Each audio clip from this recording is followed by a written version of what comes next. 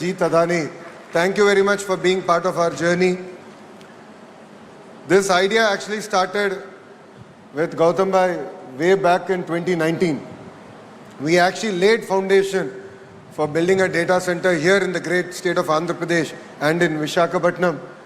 Last 5 years was merely a pause, and it is really exciting to see that today we are breaking ground and creating history together.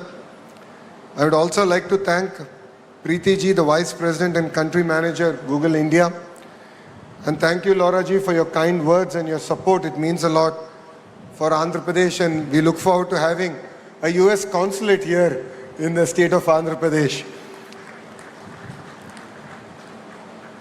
And Visakhapatnam యువతకి ప్రత్యేకంగా రైతులు ఎవరైతే ఈ ప్రాజెక్ట్కి భూములు ఇచ్చారో వాళ్ళందరికీ నా హృదయపూర్వక నమస్కారాలు. 20th April 2026 ఒక కొత్త చరిత్రకు పునాది వేసిన పవిత్రమైన రోజు. ఈ డేట్ రాసి పెట్టుకోండి, ఎందుకంటే విశాఖపట్నం ముఖ చిత్రం ఈ ఒక్క రోజు నుంచే మారబోతుంది. ఈ రోజు కేవలం ఒక భూమి పూజ మాత్రమే కాదు, చరిత్ర మనం కలిసికట్టుగా చేయగలుగుతాం. ఇప్పటి వరకు ఒక లెక్క, ఇప్పటి నుంచి ఇంకొక లెక్క.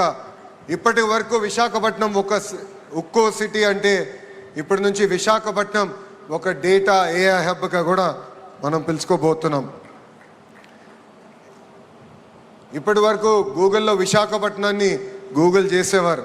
ఇక నుంచి గ్లోబల్ ఐటీ మ్యాప్లో విశాఖపట్నం అనే ఒక పవిత్రమైన పట్టణం ఉండబోతుంది. విశాఖపట్నంలో జీ అంటే ఏంటో ఇప్పుడు అందరికి అర్థమై ఉంటుంది, అది గూగుల్. అందరు గట్టిగా చెప్పాలి, విశాఖపట్నంలో జీ అంటే ఏంటి? గూగుల్. అది సౌండ్ మాత్రమే కాదు, విశాఖపట్నం ఈరోజు ప్రపంచవ్యాప్తంగా కూడా సౌండ్ చేస్తున్నాం. 5 ఏళ్ళు విధ్వంస పాలన మనందరం చూసాం.